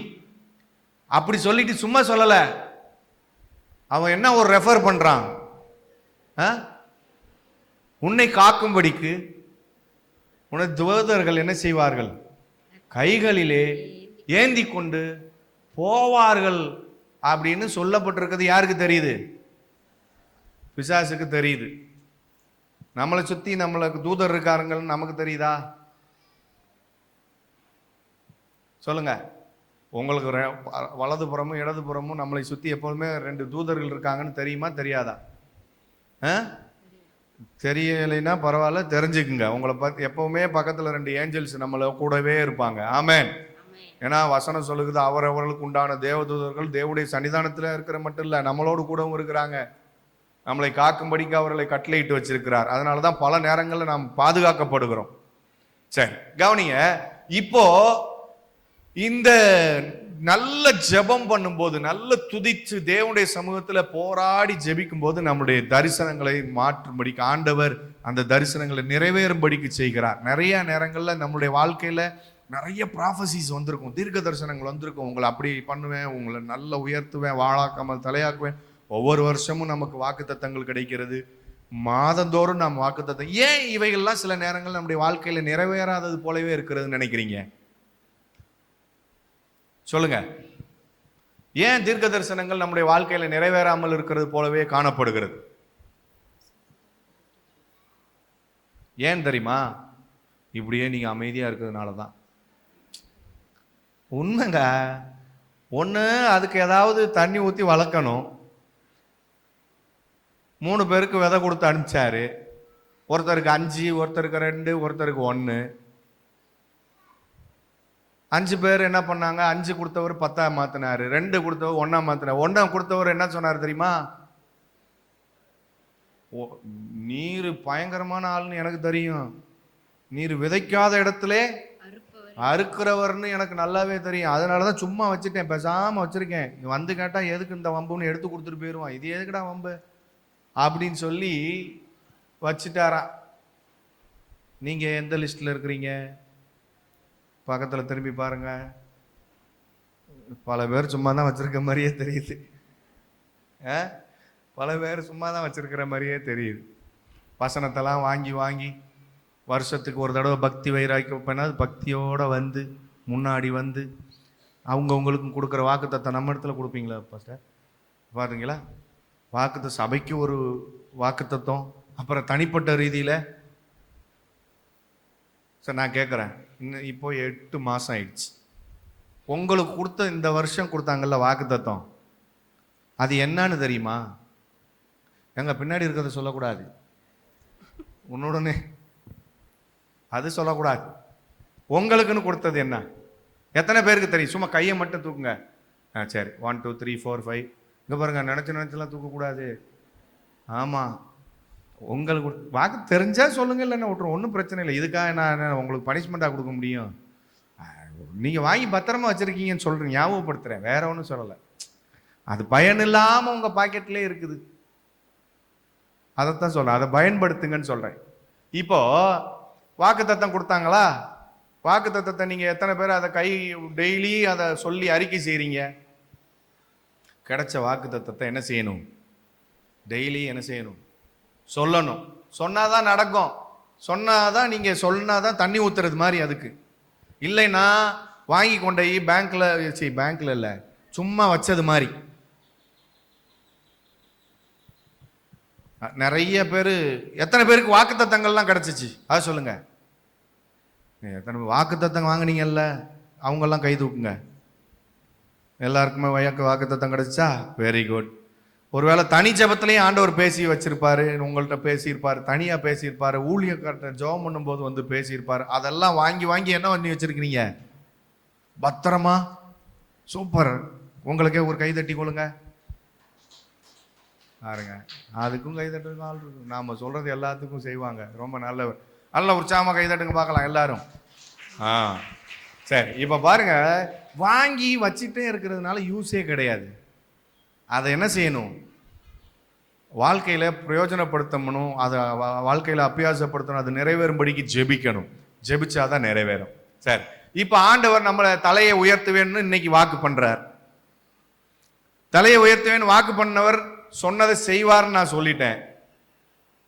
ஆனாலும் சில காரியங்கள் வாழ்க்கையில, நம்முடைய வாழ்க்கையில போராடும் அப்படின்றதும் நான் உங்களுக்கு எடுத்து காட்டுறேன். ஒருவேளை என்ன சொன்னாரே, தலையை உயர்த்துவேன் என்று சொன்னாரே, நடக்கவே இல்லையே அப்படின்னு நீங்க நினைச்சிட்டு இருக்க கூடாது. நடக்கல அப்படின்னா நீங்க ஏதோ ஒரு போராட்டத்தை அதற்காக பிசாசு உங்களுக்கு விரோதமா எழுப்பியிருக்கான்றது அர்த்தம். அதை புரிஞ்சு கொண்டு என்ன செய்ய ஆரம்பிச்சிடணும்? ஆண்டவரே, என் தலையை உயர்த்தாதபடிக்கு போராடுகிற ஆவிகள் என்ன செய்ய வேண்டும்? நிர்மூலமாகனு சொல்லி என்ன செய்யணும்? ஜெபிக்கணும். ஜெபிச்சாதான் நடக்கும். ஜெபிப்பீங்களா? ஆமென். இப்ப இந்த 4 கொம்புகளும் யூதாவையும் இஸ்ரவேலையும் எருசலேமையும் சிதறடித்து போட்டவைகள். என்ன சிதறடிச்சுச்சுன்னா, அது தலையை உயர்த்தாதபடிக்கு, தலையை நிமித்தாதபடிக்கு, தலையை ஏறெடுக்காதபடிக்கு அவைகளை சிதறடித்த கொம்புகள் என்று சொல்லி பார்க்கிறோம். அதற்கு அவர், ஒருவனும் தன் தலையை ஏறெடுக்க கூடாதபடி, 21வது வசனம், அந்த கொம்புகள் யூதாவை சிதறடித்ததே. அப்ப நம்முடைய வாழ்க்கையில தேவன் அநேக வாக்குத்தத்தங்களை பண்ணி நம்முடைய வாழ்க்கை உயராதபடிக்கு, நம்முடைய தலை நிமிராதபடிக்கு வெட்கத்தை கொடுத்து நம்முடைய வாழ்க்கையை சிதறடிக்க பண்ணின கிரியைகள் இந்த நாளிலே அழிக்கப்படும்படிக்கு தேவன் திட்டம் பண்ணி இருக்கிறார். அல்லேலூயா, அல்லேலூயா. விசுவாசிக்கிறீங்களா? நம்முடைய தலையை உயர்த்துவதற்கு தேவன் திட்டம் பண்ணினதுனால சும்மா இல்ல, அவர் திட்டம் பண்ண சொல்றார், சிதறடித்தது. இந்த 20வது வசனத்தை வாசிங்க, உங்களுக்கு புரியும் எதுக்காக ஆண்டவர் நமக்கு உதவி செய்ய போகிறார். நாம் தலையை உயர்த்துவதற்கு அதுக்கான திட்டம் பண்ணிட்டாருன்னு சொன்னல, அந்த திட்டம் பண்ணாலதான் வெளிப்படுத்துறாரு. அதைத்தான் நமக்கு இன்னைக்கு பேசுறாருன்னு சொன்னேன் பாருங்க. அந்த திட்டத்தின் ஒரு பகுதி தான் சொல்லப்படுது. பின்பு கர்த்தர் எனக்கு 4 தொழிலாளிகளை காண்பித்தார். 20வது வசனம். இவர்கள் என்ன செய்ய போகிறார்கள்? இப்ப இந்த 4 தொழிலாளிகளும் என்ன செய்ய போறாங்க அப்படின்னு சொல்லப்பட்டிருக்கு. இவர்கள் தான் என்ன செய்வார்களா, அவைகளுக்கு பயமுறுத்துகிறதற்கும் யூதாவின் தேசத்தை பாழாக்க தங்கள் கொம்பை எடுத்த ஜாதிகளுடைய கொம்புகளை விட தள்ளுகிறதற்கும் இவர்கள் வந்தார்கள் என்றார். கைகளை உயர்த்தி ஆண்டவருக்கு நன்றி சொல்லுங்க பார்க்கலாம். கைகளை உயர்த்தி எதுக்கு நன்றி சொல்லணும் தெரியுமா? நம் தலையை உயர்த்தாதபடிக்கு போராடின கிரியைகளை அழிக்கும்படிக்கு தேவன் தம்முடைய தூதர்களை அனுப்பி கிரியை செய்ய ஆரம்பிக்கிறார். அல்லேலூயா, ஆமென். எப்பவுமே சில நேரங்கள்ல பாத்தீங்கன்னா பயங்கர போராட்டங்களை நாம் அனுபவிக்கிற மாதிரி இருக்கும். நம்முடைய குடும்பம் சந்திக்கிற மாதிரி இருக்கும், நம்முடைய ஊழியத்தில் நாம் சந்திக்கிற மாதிரி இருக்கும், நம்மளுடைய தொழிலில் சந்திக்கிற மாதிரி இருக்கும். அப்போல்லாம் நீங்கள் என்ன நினச்சிட்டு இருக்கக்கூடாது? சும்மா ஆண்டவரே சோத்திரம், ஆண்டவரே இயேசுவே சோத்திரம், ஆண்டவரேன்னு சும்மா சோத்திரம் மட்டும் போட்டுக்கிட்டே இருக்கக்கூடாது. உங்களுக்கு விரோதமாக யுத்தம் நடக்குச்சு அப்படின்னா நீங்கள் அதுக்கு விரோதமாக என்ன செய்ய வேண்டும்? யுத்தம் பண்ண பழக வேண்டும். நீங்கள் அதற்கு விரோதமாக எழும்பி ஜெபித்து, ஆவியில நிரம்பி ஜெபித்து அவைகளை அடிக்கிறதற்கு பழகணும். அதை விட்டுட்டு உட்காந்து என்ன பண்ணிக்கிட்டே இருக்கக்கூடாது? என்ன பண்ணிட்டே இருக்கக்கூடாது? முதல்ல இப்படி கம்முன்னே இருக்கக்கூடாது. புரியுதுங்களா? ஃபர்ஸ்ட் என்ன செய்யக்கூடாது? இப்படி அமைதியா அப்படி இருக்கக்கூடாது. வாயை திறந்து முதல்ல பேச பழகணும். ஆமா. அப்போ நமக்கு திரும்ப திரும்ப சொல்லப்படுகிறது வசனத்தை, நம்ம தலையை உயர்த்தாதபடிக்கு சிதறடித்து போட்ட கொம்புகள் இருக்கிறது. அவைகளை நாம சிதறடிக்க போகிறோம். ஆமென். பக்கத்துல பார்த்து சொல்லுங்க, நம்முடைய வாழ்க்கைய சிதறடித்து போட்ட, நம்முடைய வாழ்க்கைய உயர விடாமல் சிதறடித்து போட்ட, நம்முடைய தலையை ஏறெடுக்க விடாமல், தேவனை நோக்கி பார்க்க விடாமல் சிதறடித்து போட்ட எல்லா கொம்புகளையும் நாம நிர்மூலமாக்க போகிறோம். ஆமென். கைகளை தட்டி ஆண்டவருக்கு நன்றி செலுத்தலாமே. அப்ப ஆண்டவர் நம்முடைய தலையை உயர்த்துவேன் என்று சொன்ன தேவன் அதுக்கான வழியையும் சொல்லி கொடுக்கிறார். ஒருவேளை நான் சொன்ன ப்ராபசிக்கு விரோதமா பிசாசு போராடுனா நீ என்ன செய்யணும்னு சொல்லி வச்சிருக்கிறார். அது கீழே சொல்றாரு. அந்த 4 தொழிலாளர்கள் எதற்காக வந்தாங்க? அது என்ன விதமான ஆவி? முதல்ல சிதறடித்து போடுகிற ஆவிகள், நம்முடைய உயர்வை தடுத்து போடுகிற ஆவி. எவ்வளவு பிரயாசப்பட்டாலும் சில ஆவிகள் நம்முடைய வாழ்க்கையில போராடி என்ன செய்யும்? அவைகளை களைச்சு போட்டுக்கிட்டே இருக்கும். பார்த்தீங்களா? நாம உயர்ந்தோம்னு வைங்களேன், சொல்லுவாங்கல்ல, ஒரு என்னது 4 அடி 2 அடி உயர்ந்தா 4 அடி பின்னுக்கு போறோன்றது மாதிரி இழுத்து போடுறது. இதெல்லாம் என்ன நினைக்கிறீங்க? நம்முடைய உயர்வுக்கு விரோதமாய் போராடுகிற ஆவிகள், நம்முடைய உயர்வுக்கு விரோதமாய் போராடுகிற ஆவிகள். அப்ப இந்த ஆவிகளை எல்லாம் நம்ம என்ன செய்யணும் சொல்லுங்க? அப்படியே விட்டுட்டோம்னா அது வாட்டில் நம்மளுடைய இழுத்து கீழே போட்டுரும் பிரதர், நம்ம கீழே விழுகிற வரைக்கும் நம்மளும் வெயிட் பண்ணி சோத்திரம் போட்டுக்கிட்டே இருப்போம்னு நினைக்கிறீங்களா? நம்முடைய வாழ்க்கையின் மேன்மையை தடுத்துக்கிட்டு இருக்கிற ஆவிகள் தெரிஞ்சிச்சுனாவே நாம என்ன செஞ்சிடணும்? அடிக்க ஆரம்பிச்சிடணும். சில மனிதர்கள் இருப்பாங்க, நம்முடைய உயர்வை தடுக்க நினைக்கிற சில மனிதர்கள் இருப்பாங்க. அப்படிப்பட்ட ஆளுகள்கிட்ட இருந்து நம்ம என்ன செஞ்சிடணும் சொல்லுங்க? ஒதுங்கி நிற்கணும், விலகி நிற்கணும். சில பேர் நல்லா தெரியும் அவங்களால தான் கூலி வெட்டப்படும்னு, அவங்க தான் நம்முடைய உயர்வை தடுக்கிறாங்கன்னு தெரியும், ஆனாலும் என்ன செஞ்சுக்கிட்டே இருக்கிறது? அதுல தேவனுடைய பிள்ளைகள் தேவனை அறியாதவர்களோட ரொம்ப ஐக்கியப்பட்டு வச்சுக்கிட்டு அவங்க நமக்கு விரோதமா எதையாவது பேசிக்கிட்டு செஞ்சுக்கிட்டே இருப்பாங்க. சுருக்கமா சொல்ல போனா, இன்னைக்கு சண்டே நான் இன்னைக்கு சர்ச்சுக்கு போகணும்னு சொன்னா, அடையா இப்ப போய் இது எந்த நேரம் பார்த்தாலும் சர்ச்சுக்கு போறேன்னு சொல்றேன். சர்ச்சுக்கு போனா தானா, இன்னைக்கு ஒரு நாள் போகலைன்னா வா இந்த ஒரு இடத்துக்கு போயிட்டு வரோம்னு கூப்பிடுவாங்க. இதெல்லாம் நம்முடைய வாழ்க்கையின் மேன்மையை தடுக்கிற மனிதர்கள், அந்த மனிதர்களை கொண்டு தடுக்கிற ஆவிகள். இல்லையா? அப்போ இவைகளை நாம் இனம் கண்டு அழிக்க வேண்டும். ஆமென். ரெண்டாவது, நம்முடைய வாழ்க்கையில் அதே வசனத்துல என்ன சொல்லப்பட்டிருக்குன்னா, அந்த 21 வசனத்துல வாசிங்க பாருங்க. இவைகள் என்ன செய்ய வருகிறார்கள், இவர்கள் என்ன செய்ய வருகிறார்கள் என்று கேட்டேன். அதற்கு அவர், ஒருவனும் தன் தலையை ஏறெடுக்க கூடாதபடி அந்த கொம்புகள் யூதாவை சிதறடித்ததே அவைகளுக்கு பயமுறுத்துகிறதற்கும். இப்போ அவைகள் பயமுறுத்தி தான் நம்முடைய வாழ்க்கையினுடைய உயர்வை சில நேரங்களில் தடுத்து வைத்திருக்கிறது. உயர்வுக்கு விரோதமாய் போராடுகிறது ஒண்ணு, டெஸ்ட்ராய் பண்றது, ஸ்கேட்டர் பண்றது, சிதறடிக்கிறது. ரெண்டாவது, உயர்வுக்கு விரோதமாய் போராடுறது பயத்தின் ஆவிகள். நாம எழும்பி கிரியை செய்யாதபடிக்கு சில பயங்கள் நமக்குள்ள இருந்துகிட்டே இருக்கும். ஏதாவது இப்ப நல்லா படிக்கணும்னு நினைக்கிறவங்களுக்குள்ள ஒரு நல்ல பயம் வருதுன்னு வைங்க, அப்படின்னா அதுக்கு பின்னாடி என்ன அர்த்தம்? ஏதோ ஒரு பயத்தின் ஆவி என்ன செய்யுதுன்னு அர்த்தம், டிஸ்டர்ப் பண்ணுதுன்னு அர்த்தம். படிக்கிற பசங்களாம் கவனிங்க, ஹலோ சின்ன பசங்களாம் கவனிங்க. நல்லா படிச்சுட்டு இருக்கும்போது திடீர்னு படிக்க பிடிக்காம இருக்குது, படிக்கவே தோணலை, நல்லா படிச்சுட்டு இருக்க பையன் புக்கவே எடுக்க மாட்டான்னா நீங்க என்ன நினைச்சிடக்கூடாது? இதுக்கு வர வர திமிர் பிடிச்சிருச்சு அப்படின்னு நினைக்க கூடாது. திமிர்லாம் பிடிக்கல, ஏதோ ஒரு ஆவி அவன் வாழ்க்கையை டிஸ்டர்ப் பண்ண ஆரம்பிச்சிருச்சுன்றதை நீங்க தெளிவா தெரிஞ்சு கொள்ளணும். அதை நீங்க ஜெபிக்க பழகணும். முந்தா நாள் புதன் நினைக்கிறல்ல, சாரி வியாழக்கிழமை ஒரு தங்கச்சியை கூட்டிட்டு வந்தாங்க. அவங்க சொன்ன ரீசன் என்ன தெரியுமா? 10th படிக்குது அந்த தங்கச்சி. அது சொன்ன ரீசன் என்னன்னா, ஸ்கூல்ல நல்லா படிக்கிற பிள்ளை, ஃபர்ஸ்ட் செகண்ட் அப்படித்தான் 2 பேருக்கு போட்டியில படிச்சுட்டு இருக்கிற பிள்ளை. அப்படி படிச்சுட்டு இருக்க பிள்ளை திடீர்னு புக்கவே எடுக்க மாட்டேது. அப்ப நான் கேட்டேன், ஏதாவது செல்ல நோண்டுதா அதனால கூட புக் எடுக்க? இல்லைங்க, அதுவும் செல்ல. புக்கை எடுத்தோன்னே தூக்கம் வந்துடுது, அது நான் படிக்க மாட்டேன் அப்படின்னு போய் படுத்துருது. எங்களுக்கு சந்தேகமா இருந்துச்சு, அது ஒரு மாதிரி ஆக்ட் பண்ணுது அப்படி சொல்லி கூட்டிட்டு வந்தாங்க. அப்போ கூட்டிட்டு வந்தா நானும் ப்ரேயர் பண்றேன். ப்ரேயர் பண்ணோன்னே உடனே சொல்லுது, நான் போக மாட்டேன்.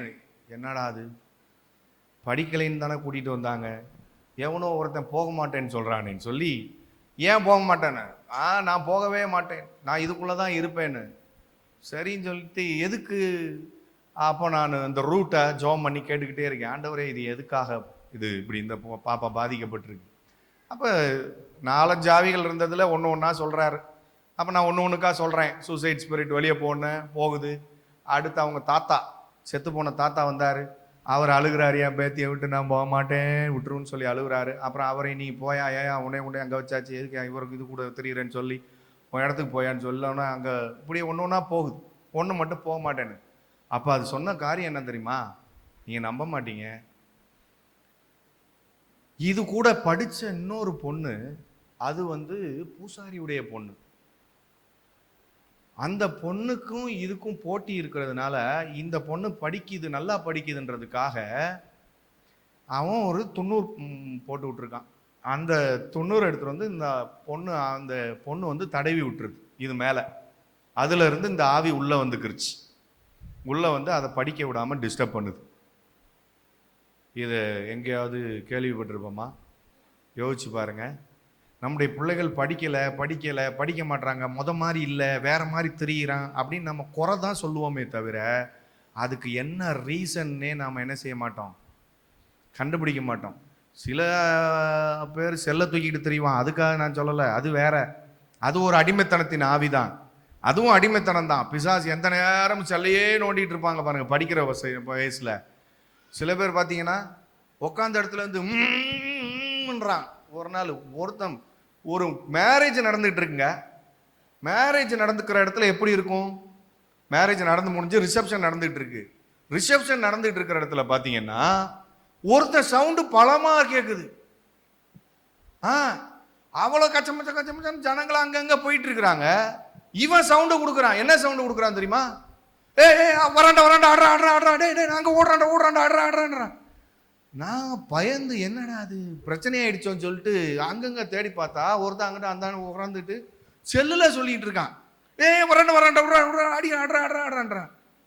பக்கத்துல போய் பார்த்தாதான் ஏதோ கேம், ஃபயர் கேம்னு ஃபயர் பண்ணிட்டு இருக்கிறாங்க. இவன் வாழ்க்கையை பிசாசு ஃபயர் பண்ணிட்டு இருக்கிறான்றது தெரியாம போயிடுச்சு.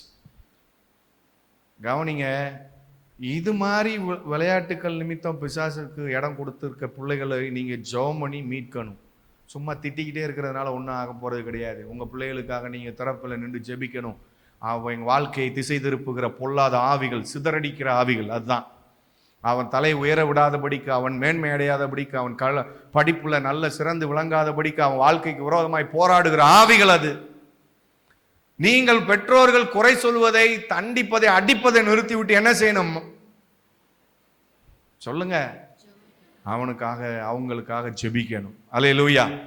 அப்ப பல நேரங்கள்ல இந்த மாதிரி போராட்டங்களை சந்திக்கலாம். நல்லா இருந்த மனைவி திடீர்னு என்ன பண்ணலாம்? ஒருத்தர் கம்ப்ளைண்ட் பண்ணாரு, கூட்டிட்டு வந்தாரு. எப்பெல்லாம் எங்க மாமியார் வீட்டுக்கு போயிட்டு வந்தோடனே இந்த அம்மா வேற மாதிரி ஆயிடுதுன்னு சொல்றாரு. மாமியார் வீட்டுக்கு போயிட்டு வந்தோன்னே சொல்லுங்க, நீங்க சிரிக்கிறத பார்த்தா எனக்கு ஒன்று சந்தேகமா தெரியுது. எந்தெந்த நீங்களும் அப்படியே போயிட்டு வரும்போது வேற மாதிரி வரீங்களோ?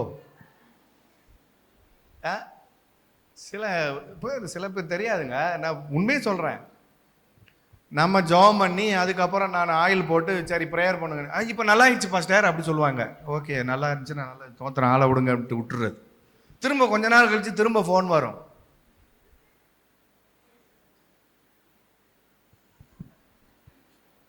போனாங்க, வந்தாங்க, போன மாதிரி வரல, வேற மாதிரி வந்திருக்கிறாங்க.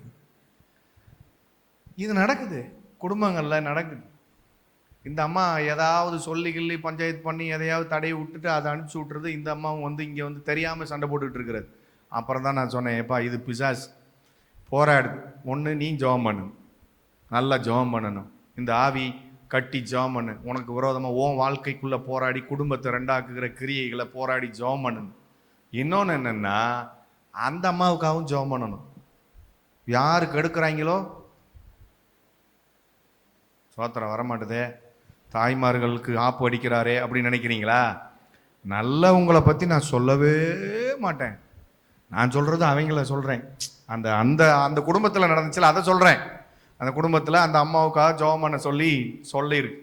அது மாதிரி நீங்களும் ஜெபம் பண்ணுங்க, நிச்சயமாக பெரிய மாற்றங்களை நடக்கும். அதனால பயமுறுத்துகிற ஆவிகள், உயர்வு, சில நேரங்களில் பிஸ்னஸ் செய்யணும்னு நிறைய ஐடியாஸ் கிடைக்கும். ஜெபம் பண்ணோம்னா என்ன கிடைக்கும்? ஆண்டவர் இதை செய்யும் அது செய்யும் சொல்லுவாருன்னு வைங்களேன். ஆனா ஸ்டெப் எடுத்து வைக்கிறதுக்கு பயம் வரும். தைரியமா என்ன செய்ய முடியாது. ஸ்டெப் எடுத்து வச்சு ஒருவேளை நம்ம தோற்று போயிடுவோமோ, ஒருவேளை இந்த பிசினஸ் ஃபெயிலியர் ஆயிடுமோ அப்படின்னு சொல்லி நமக்குள்ள ஒரு பயமுறுத்துகிற ஆவி. ஆண்டவர் சொல்லிட்டாருன்னா நீங்க தைரியமா அதை கால் எடுத்து வைக்கலாம், தைரியமா ஸ்டெப் எடுக்கலாம். ஆனா ஆண்டவர் பேசியும் உங்களால செய்ய முடியலைன்னா அதற்கு பின்னாடி அசுத்த ஆவிகள் போராடி கொண்டிருக்கிறது என்பதை மறந்து விடாதீங்க. அல்லேலூயா. கைகளை உயர்த்தி. மூன்றாவது அதே வசனத்துல சொல்லப்பட்டிருக்கு, யூதாவின் தேசத்தை பாழாக்க தங்கள் கொம்பை எடுத்த ஜாதிகள். அப்ப நாம் நம்முடைய வாழ்க்கையில எந்த விதத்திலும் உயரக்கூடாது என்பது பிசாசுடைய நோக்கமா இருக்கிறது. ஆகவே அவன் பாழாக்கும்படிக்கு, அழிக்கும்படிக்கு சில நேரங்கள்ல நம்முடைய வாழ்க்கையிலே போராடுகிறான். நாம் உயர்வை தடுத்து கொண்டிருக்கிறது பயத்தின் ஆவி ஒண்ணு, சிதறடிக்க பண்ணுகிற ஆவிகள் மூன்றாவது வாழ்க்கை என்ன செய்யுது, அழித்து கொண்டிருக்கிற ஆவிகள். நாம எவ்வளவு ஜெபம் பண்ணாலும் ஒரு முழுமையா ஆவியில நிரம்பி ஜெபம் பண்ண முடியாத அளவுக்கு இருக்கும். ஆனா மணிக்கணக்கா தேவ சமூகத்துல உட்கார்ந்து இருப்போம். ஆனா ஆவியில நிறைஞ்சு ஒரு திருப்தியா ஜெபம் பண்ணிட்டு வெளியில வந்தோம்னா கேட்டா என்ன இருக்காது. ஜெபம்லாம் ஏதோ ஒரு மெட்டீரியலிஸ்டிக்கா ஒரு ஒரு ஒரு இயந்திரம் போல இருக்கும். ஜெபிக்கணுன்ற கடமைக்காக ஜெபிக்கிறது மாதிரி இருக்கும். ஏன்னா நாம ஆவியில நிரம்பி ஜெபம் பண்ணாதான் யுத்தத்தை பண்ண முடியும், அவனை அடிக்க முடியும். நாம ஆவியில நிரம்பி ஜெபம் பண்ணாதான் நம்மை சுற்றி என்ன நடக்கிறது என்று நாம் பார்க்கவே முடியும். அதெல்லாம் பார்க்க கூடாதபடி கிரியை செய்கிற ஆவிகள் இருக்கும். ஒரு முறை ஒரு தங்கச்சிக்கு ஆண்டவர் காட்டுறாரு, அவங்களுக்கு கேன்சர்னு காட்டுறாரு. அப்படி காட்டும்போது எனக்கு ஆச்சரியமா இருக்கிறது. அது தங்கச்சியை பார்த்தா அப்படி தெரியவே தெரியாது அதுக்கு கேன்சர் இருக்குன்னே. நான் கேட்குறேன் ஃபோன் பண்ணிட்டு, என்னப்பா இந்த மாதிரி ஆண்டவர் சொல்றாரு என்ன? அது சொல்லுது, அண்ணா அப்படிலாம் இல்லையேண்ணே, அப்படி காட்டினார்னா நீங்க ஜெபம் பண்ணுங்கண்ணே அப்படின்னு. அப்போ நாங்கள் ஜெபம் பண்ணுறேன், ஏசப்பா இந்த கேன்சர் ஆவிகள், அதை கொண்டு வந்த ஆவிகள் விலகட்டும், இயேசுவின் நாமத்தினால் அந்த கேன்சர் ஸ்பிரிட்டை கேன்சல் பண்ணி ஜெபம் பண்ணுறேன்னு ஜெபம் பண்ணுறேன். போராடி ஜெபம் பண்ணும்போது ஆண்டவர் அதுக்கு செய்வனையினால தான் இந்த கேன்சர் வந்துச்சுன்னு சொல்கிறாரு. அப்போ அந்த செய்வனின் ஆவியை கட்டி ஜெபம் பண்ணி அதை அப்புறப்படுத்தி பார்க்கும்போது அது சொல்லுது, ஜெபம் பண்ணி முடிச்சதுக்கு அப்புறம் தான் வலியே தெரியுது அப்படி சொல்லு. அது வரைக்கும் என்ன தெரியல, வலி இருந்ததே தெரியலையா, பாதிப்பு இருக்கிறதே தெரியாத அளவுக்கு அதை மறக்க பண்ணுகிற பிசாசின் கிரியைகள் செயல்படுகிறது. அதுக்கப்புறம் தான் அதுக்காக ட்ரீட்மெண்ட் எடுத்து அது சரியாயிடுச்சு. ட்ரீட்மெண்ட் மீன்ஸ் அதுக்கப்புறம் அது உடஞ்சி வெளியில் வந்ததா, சீலாகி வெளியில் சீலாக வந்துச்சு அப்படின்னு சொல்லி சொன்னாப்புல. பரவாயில்ல, ஆண்டவருக்கு மகிமை. பாருங்க, ஆண்டவர் அதுக்காக விடுதலை கொடுத்தாரு. இன்னைக்கு வரைக்கும் சுகமாக இருக்கிறாங்க. 4-5 வருஷம் ஆயிடுச்சு இது நடந்து. நான் எதுக்கு சொல்கிறேன் அப்படின்னா, பிசாசு போராடுறான் இந்த நாட்களில். நம்முடைய வாழ்க்கையின் மேன்மையை தடுப்பதற்கு சில ஆவிகள் போராடி கொண்டே இருக்கிறது. நாம் முன்னேறக்கூடாது அப்படின்றதுக்கு சில மனிதர்கள் போராடுகிறார்கள். அதற்காக செய்வனைகளை வைக்கிறாங்க, புள்ளி சூனியங்களை வைக்கிறாங்க. இப்படியெல்லாம் நிறைய நடந்தாலும் நாம ஆவியில நிரம்பி ஜெபிக்கத்தான் நமக்கு பலன். நாம எந்த அளவுக்கு ஆண்டவரோடு கூட வார்த்தைகள்ல கனெக்ட் ஆகிறோமோ அந்த அளவுக்கு இவைகளெல்லாம் எதிர்த்து நிற்க கூட பலன் உண்டாகும். நம்மையும் காக்கலாம், மற்றவர்களையும் காக்கலாம். அல்லேலூயா, அல்லேலூயா. ஆகவே நாம் என்ன சொல்ல வரேன்னா, நமக்கு எந்த அளவுக்கு ஆண்டவர் நம்மளோடு கூட பேசுகிறாரோ அந்த அளவுக்கு போராட்டம் இருக்கலாம். அந்த போராட்டத்தை ஜெயிப்பதற்கு தேவன் பலத்தையும் நம்முடைய வாழ்க்கையில கட்டளையிட போதுமானவராக இருக்கிறார். ஆனால் அவருடைய சன்னிதானத்துல போய் ஜெபிக்க பழகணும், ஆவியில நிரம்பி ஜெபிக்க பழகணும். பரிசுத்தாவியை பெற்றுக்கொள்ளலைன்னா நல்ல ஜெபங்கள்ல வந்து ஜெபிச்சு ஃபாஸ்ட் பண்ணி பரிசுத்தாவியானவரை பெற்றுக்கொள்ளுங்க. பரிசுத்தாவியானவரை பெற்றுக்கொண்டவங்க நல்ல ஆவியில நிரம்பி ஜெபிக்க பழகணும். ஆவியில நிரம்பி ஜெபிக்கிறது என்பது அந்நிய பாஷை பேசினாதான் ஆவியில் நிரம்பி அப்படின்னு இல்லை. அந்நிய பாஷை பேச பேச பேச பேசத்தான் அது ஒரு ஸ்டார்டிங் பாயிண்ட். இன்னும் பேச பேச பேசிக்கிட்டே இருக்க இருக்க இருக்க இருக்க என்ன ஆகும்னா உங்களுடைய ஸ்பிரிட் டியூனிங் ஆகிட்டே இருக்கும். டியூன் ஆக ஆக என்ன ஆயிடும், ஆண்டவரோடு கூட நம்முடைய ஸ்பிரிட் என்ன செஞ்சிடும், இணைஞ்சிரும். அப்ப பாத்தீங்கன்னா இந்த ஸ்பிரிச்சுவல் எல்லாம் ஓப்பன் ஆகும். அப்படி ஓப்பன் ஆகும்போது தான் நம்மை சுத்தி என்ன நடக்கிறது, நமக்கு விரோதமா என்ன நடக்கிறது என்பதை என்ன செய்ய முடியும், கண்டுகொள்ளவே முடியும். இல்லைன்னா நமக்கு என்ன நடக்குதுன்னே தெரியாது. முந்தா நாள் ஒரு சர்ச்சில் பேசிட்டு முடிச்சுட்டு ஒரு பாஸ்டர் என்னை பார்க்க வந்தாங்க. இன்னொரு அம்மா வந்தாங்க. ஒரு 3 பேர் வந்து பார்த்துட்டு பேசிட்டு இருக்கும்போது அதில் ஒரு அம்மா சொல்றாங்க, நாங்கள் போய்கிட்டே இருந்தோம், திடீர்னு வண்டியை யாரோ குலுக்குன மாதிரி இருந்துச்சு, நான் விழுந்துட்டேன். அடிபட்டுருச்சு அப்படி சொன்னார். போயிட்டு இருக்கும்போது வண்டியை குலுக்குறேன்னா எப்படி இருக்கும்? ஹலோ, அப்போ நமக்கு விரோதமாக ஏதோ ஒன்று செயல்படுது தானே, புரியுதா இல்லையா? தேவனுடைய பிள்ளைகளுக்கு தேவன் பாதுகாக்கிறார். திடீர்னு ஆக்சிடென்ட் ஆகுது. ஏன் ஆகுது? நம்ம கேள்வி கேட்கறதே கிடையாது. திடீர்னு ஒரு சம்பவம் ஒரு நடக்குது. ஏன் நடக்குது? ஆண்டவர்கிட்ட கேட்கறதே கிடையாது. நம்ம தேவ சமூகத்தில் அந்த ஆழத்துக்குள்ளே போகிறதே கிடையாது. நமக்கு என்ன நினைப்போம்னா, ஏதோ ஒன்று நடந்துருச்சு, இப்படியாவது தப்பிச்சிட்டோமே, அதுக்காக நன்றி சொல்லுங்க அப்படின்னு சொல்லிட்டு போகிறோம். அப்படி போகிறதுக்காக இல்லை, அதுக்கான ரீசனை கண்டுபிடிச்சு அதுக்கு அடிச்சே ஆகணும். அல்லேலூயா, அல்லேலூயா. அதனால நம்முடைய தலையை தேவன் உயர்த்துவார், உயர்த்த போகிறார். நிச்சயமா எத்தனை நாட்கள் போராடிட்டு இருந்தாலும் அவைகளை சிதறடிப்பதற்கு தேவன், அவைகளை பயமுறுத்துவதற்கும் அதை பாழாக்கும்படிக்கும் தேவ தூதர்களை நமக்கு ஒத்தாசைக்கு அனுப்புகிறார். ஆமென். 4 தொழிலாளிகள் எதற்கு வந்தார்கள் என்று வேதம் தெளிவாய் சொல்லி இருக்கிறது. நமக்காகவே உதவி செய்யும்படிக்கு அவர்கள் வந்திருக்கிறார்கள். ஆமென், ஹல்லேலூயா. ஒரு வசனத்தை வாசிக்க போறோம், பாருங்க, நாம முடிக்க போறோம்.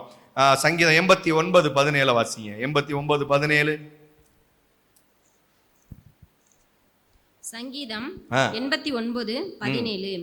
நீரே அவர்கள் பலத்தின் மகிமையாயிருக்கிறீர், உம்முடைய தயவினால் எங்கள் கொம்பு உயரும். ஆமென். அவருடைய தயவினால் நம்முடைய கொம்பு. அப்ப அவர் நமக்கு தயவு செஞ்சு நம்முடைய தலையை உயர்த்த போகிறார். ஆமென், ஹல்லேலூயா.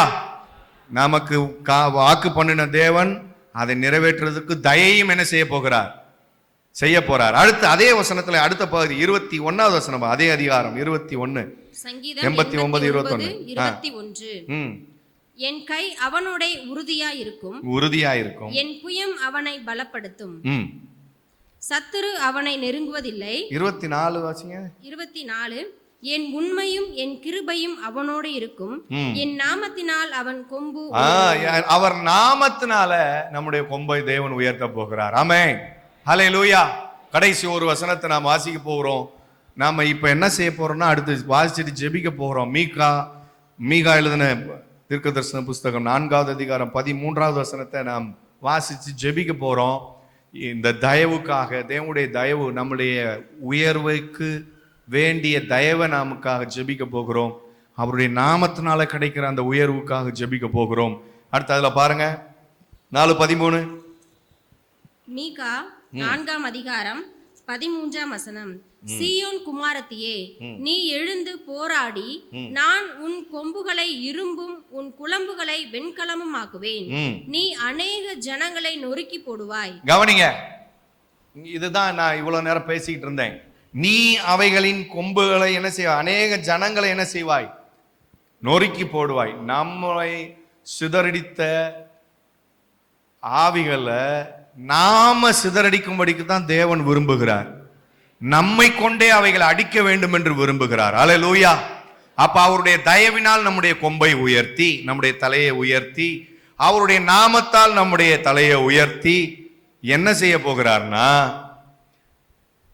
நாம் அநேக ஜனங்களுக்கு, கட்டுக்கல்ல இருக்கிற ஜனங்களை விடுதலையாக்கும்படிக்கு, அவர்களை சிதறடித்த கிரியைகளை விடுதலையாக்கும்படிக்கு, நொறுக்கி போடும்படிக்கு, ஜனங்களுக்கு விரோதமாக, நமக்கு விரோதமாக எழும்பி நிற்கிற ஜனங்களை நொறுக்கி போடும்படிக்கு, நமக்கு விரோதமாய் போராடுகிற அசுத்த ஆவிகளை நிர்மூலமாக்கி போடும்படிக்கு தேவன் நம்முடைய கொம்பை என்ன செய்கிறாராம்?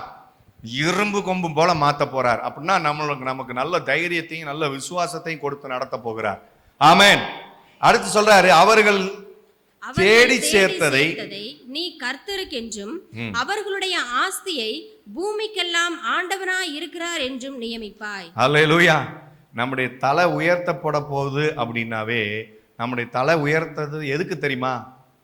ஆண்டவர் நம்முடைய தலையை உயர்த்த போறது எதுக்கு? 2 விஷயம் சொல்லியிருக்கு. 1, அடுத்து நமக்கு எதிராக இருக்கிற ஜனங்களை அழித்து போடும்படிக்கு.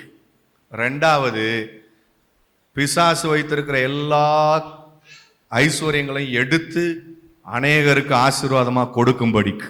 ஆமென், அல்லேலூயா. எதிரிகள் சேர்த்து வைத்திருக்கிறதை எடுத்து என்ன செய்யணும்? அவருடைய நாமத்தினாலே அவருடைய ஆஸ்தியை கர்த்தருக்கென்றும் சேர்த்ததை, அவங்க சேர்த்ததை கர்த்தருக்காக கொண்டு வரணும்னா நம்முடைய தலை கண்டிப்பா உயர்த்தப்பட வேணும். ஆமென், அப்ப உங்களுடைய தலையை உயர்த்துவதற்கு ஆண்டவர் என்ன ரீசன் வச்சிருக்கிறாரு? ஒன்னும் எதிராளியை என்ன செய்யணும்? அழிக்கணும். ரெண்டாவது, எதிராளி கைகளில் இருக்கிற ஆசீர்வாதங்களை, நன்மைகளை எடுத்து தேசத்திற்கு பங்கிட வேண்டும். அல்லேலூயா. இதற்காக தேவன் நம்ம தலையை உயர்த்த போகிறார். அதனால நமக்கு வர வேண்டிய எல்லா காரியங்களையும் தேவன் வரப்பண்ணும்படி தம்முடைய தயவினால் நம்முடைய தலையை உயர்த்த போகிறார். அல்லேலூயா. நாம இரும்பு கொம்பா மாத்தி இனி நம்மளை முட்டை வர்ற கிரியைகள் எல்லாம் அழிச்சு நொறுக்க போடும்படிக்கு தேவன் நம்மை பலப்படுத்த போகிறார். எழும்பி நின்று நாம் ஜெபிக்க போகிறோம்.